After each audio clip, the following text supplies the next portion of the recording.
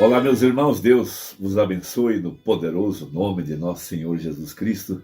Mais uma vez, estamos juntos para nossa conversa diária e sempre meditando na preciosa palavra de Deus pregada pelo anjo de Apocalipse 10:7, que é o mesmo anjo de Malaquias 4, que é o mesmo Eliezer que guiou Rebeca, que é nosso profeta. Veja, esse precioso ministério enviado por Deus aqui no tempo do fim, a sétima voz, a sétima ponta, o sétimo espírito, o sétimo olho, a sétima estrela. Veja, para trazer à igreja a fé de arrebatamento. Esta fé preciosa que está nos transformando de fé em fé e de glória em glória. Todos nós sabemos que a igreja está suposta a receber a última chuva, chamada de chuva seródia. Veja, essa chuva seródia é uma chuva de ensinamento. Veja, uma chuva que foi chamada pelo profeta de esses misteriosos 7 trovões. Essa poderosa palavra que viria para trazer a fé de arrebatamento. O grande mistério que estaria aprontando a igreja para sair da terra. Por isso nós temos a grande profecia que quando nós víssemos o sinal do Filho do Homem, veja, vindo numa nuvem, veja, olhai para cima, porque a vossa redenção está próxima. Redenção é o tema da mensagem. Redenção é o tema dos 7 selos.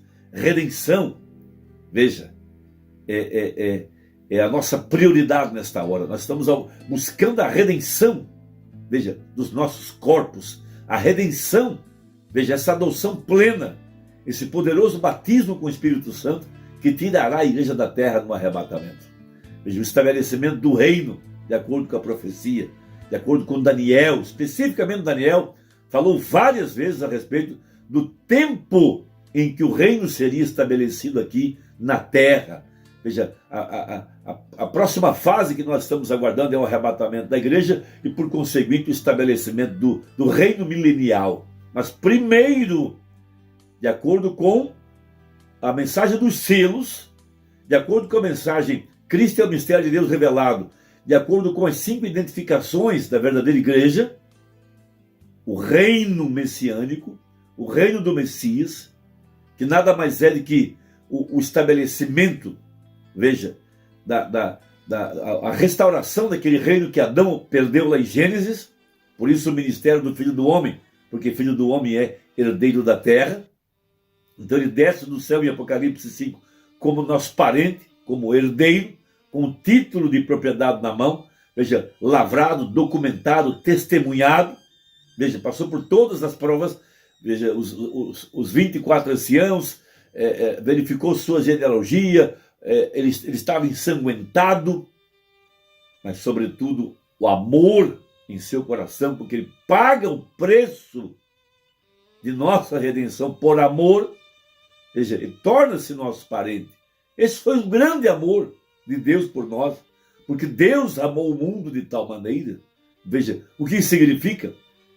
Se ele não se apresentasse como parente do homem, não haveria ressurreição, nós não voltaríamos à nossa herança, nós não voltaríamos à eternidade. Foi por isso que João chorou.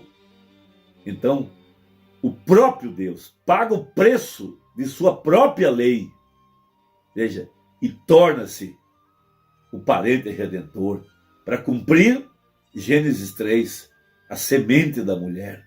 Por isso que o diabo estava atrás desse herdeiro. Veja, e ele pergunta para Jesus, se tu és, veja, ele estava atrás desse herdeiro. Por isso Mombana fala na mensagem, Cristo, mistério de Deus revelado. Por que Satanás está uivando?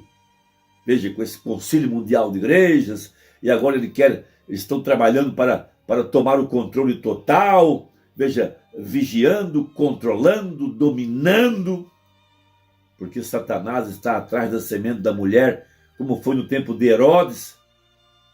Quando Herodes descobriu que o rei estava na terra, veja, através da orientação dos magos, veja, ele manda matar as crianças de 2 anos para baixo, veja, de acordo com a profecia. De acordo com o tempo de Moisés, lá no Egito, Faraó manda matar todo macho, através das mãos das parteiras, e assim por diante. Veja, nós estamos exatamente num tempo como esse. Qual é a morte hoje? Hoje a morte é espiritual. Mata. Veja, mata com as redes sociais, com os programas, com a religião, com a política, com o mundanismo. A tal ponto de que hoje é uma raridade encontrar homens que possam preencher os requisitos sacerdotais. É uma raridade encontrar diáconos hoje. Porque Satanás tratou de atingir, veja, de todas as formas, quebrando a moral, quebrando a integridade, quebrando a espiritualidade. Porque esse é o tempo do estabelecimento da grande profecia. Veja, o reino sendo restaurado, a semente real, restaurado aos filhos de Deus, veja, aos descendentes reais, os que possuem a semente de Abraão. Veja, esses cidadãos do reino dos céus estão recebendo a visitação do Espírito Santo, que está estabelecendo no coração de cada um de nós o reino de Deus e, consequentemente, a vontade de Deus está sendo estabelecida. Porque quando o reino é restaurado, veja, a igreja volta à condição original. Veja, ela volta para cumprir a palavra. Deus agora tomando e vivendo em nossos corações, de acordo com a profecia, de acordo com Romanos 8, toda a criação estava esperando por esse dia. Veja, essa é o estabelecimento dos 7 trovões, quando ele desce do céu em Apocalipse 10, com esse título na mão. Veja, e ele então vem para estabelecer seu reino, de acordo com a profecia, no tempo dos 10 dedos, no tempo da pedra cortada sem mãos, no tempo da pedra com 7 olhos, nos dias da voz do 7º anjo. São profecias. Então, de acordo com Mateus capítulo 3, nós temos Jesus vindo na água, veja, encontrar o profeta para o dia. Malaquias 3, João Batista, o Elias que precursaria a primeira vinda. Então lá está o profeta e a palavra vindo ao profeta, porque de acordo com Amós 3,7, certamente o Senhor Jeová não fará coisa alguma sem anunciar o seu segredo aos seus servos, os profetas. Veja, e ali estava muitas escrituras sendo cumpridas. Veja, João havia sido avisado dias antes que o Messias já estava no meio do povo. João não conhecia, mas ele saberia quando chegasse a hora. Veja lá se encontra as 2 águias dentro da água. Sim, Jesus faz uma grande declaração quando João, humildemente, sem falsa modéstia, sem falsa humildade, reconhece, com espírito humilde e manso, que ali estava um maior do que ele. Ali estava o Emanuel, ali estava o príncipe da paz, o Deus forte, o Criador, estava ali agora. Porque ele sabia que seu ministério era introduzir o Messias, ele sabia que ele daria lugar ao ministério messiânico. Ele conhecia a palavra, ele sabia quem ele era. Quando lhe perguntaram, és tu o Messias? Ele falou, não sou. Eu sou a voz que clama no deserto, mas depois de mim virá ele. Ele é o próximo.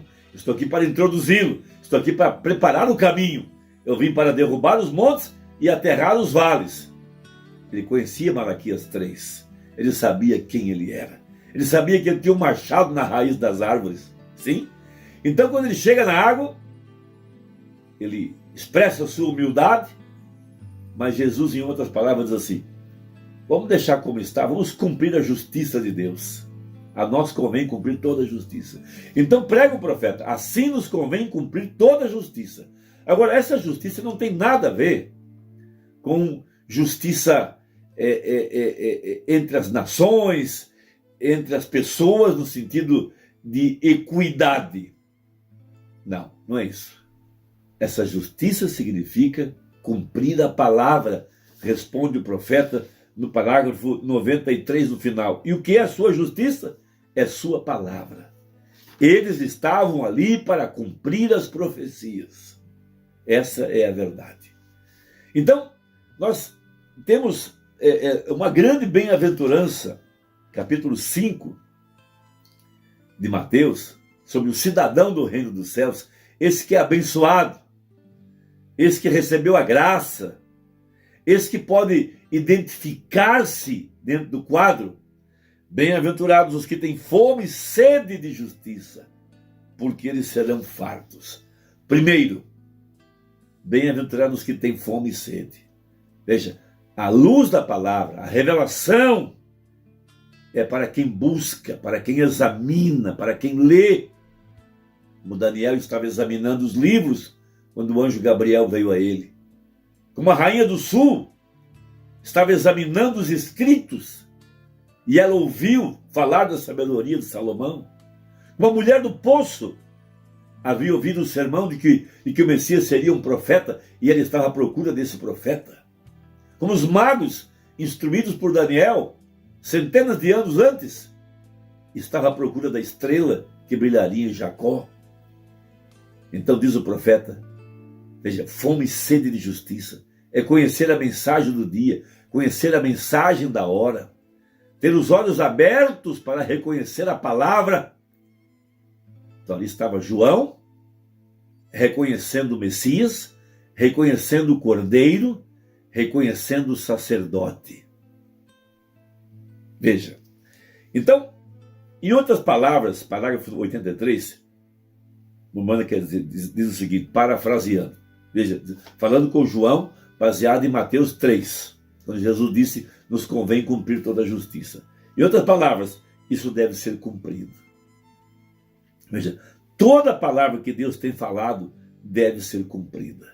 Sim, por isso Deus havia falado de Malaquias 3, Deus havia falado, veja, da vinda do reino de Deus, Deus havia falado da vinda do Messias, qual seria o tempo apontado, ele seria precursado pelo ministério de Elias, escrituras tinham que ser cumpridas. Veja, Deus não pode dizer nada sem cumprir aquilo. No momento em que Deus pensa algo, aquilo é como se fosse um documento lavrado, assinado e com testemunhas. Deus não pode voltar atrás. Veja, quando aquela palavra que ele pensou é expressada e ela encontra o endereço, a pessoa para a qual ela foi enviada, e a pessoa capta a visão, isso é cumprir a Escritura. Veja, quando Lutero protesta contra a Igreja Católica, estabelece as suas teses no castelo de Edimburgo, e protesta contra a missa, contra o paganismo, contra o batismo de criança, a justiça de Deus estava sendo estabelecida quando ele pregava o justo da sua fé viverá. Quando João Wesley pregou que sem santificação ninguém verá a Deus, ele está estabelecendo a justiça. Quando os pentecostais captam a palavra dos dons de Coríntios, a justiça está sendo estabelecida. Quando Deus envia Malaquias 4, a justiça está sendo estabelecida. Lá está seu profeta, no rio Ohio, batizando as pessoas. E a luz desce do céu. A mesma evidência nos tempos de João Batista. E a luz disse, saiu uma voz, assim como João Batista foi enviado para precursar minha primeira vinda, tu e a tua mensagem precursarão a minha segunda vinda. O Espírito Santo, para cumprir Malaquias 4, Apocalipse 10, 7 e outras escrituras, primeiro veio ao profeta na água, para repetir-se a mesma escritura de Mateus 3. Veja, o Messias, o Filho do Homem, que veio agora para manifestar-se através do Espírito Santo e tomar seu corpo, que é a igreja, e confirmar o pacto que ele fez com a semente real de Abraão. Veja, o Espírito começa a operar, o mole começa a ser movido, Hebreus 4,12 começa a ser cumprido, o mesmo sinal dos dias de Ló. Veja, ali estava agora o Espírito Santo, trazendo a palavra que foi prometida a cumprimento. Isso é a justiça de Deus. O Espírito Santo viria para convencer do pecado, da justiça e do juízo. Então, o Espírito está aqui para nos convencer do cumprimento da palavra. Abrir nossos olhos. Veja, diz o profeta. Então, quando Deus fala, já está consumado. Deus nunca fala enquanto não está pronto para fazer aquilo acontecer. Quando ele fala, é como se já tivesse acontecido. Veja, ora, isso nos dá a base para alicerçarmos nossa fé nesta hora. Quando Deus fala uma palavra, aquilo está consumado. E as promessas que ele nos tem dado, tudo que tem dito é uma obra consumada. Então, quando recebemos sua palavra em nosso coração, isso já foi feito, isso já está completo. A mensagem para o dia. Veja, e o que é, e por que ele então, teve que ser batizado? Muitos têm dito, ora, ele foi batizado porque ele era nosso exemplo. Isso é verdade, até certo ponto. De certo modo isso é verdade. Mas não toda a verdade. A verdade disso é que ele era o protótipo, ele era o sumo sacerdote, e antes do sumo sacerdote pudesse ser ungido, ele tinha que ser lavado. Êxodo 29.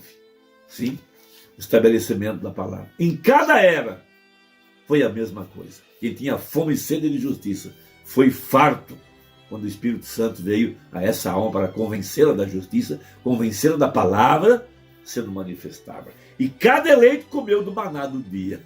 Deus te abençoe. Deixa aí o seu comentário. Se não for inscrito, aperta o sininho e você receberá a nossa próxima postagem. Deus te abençoe e até a próxima, se Deus quiser, em nome de Jesus. Amém.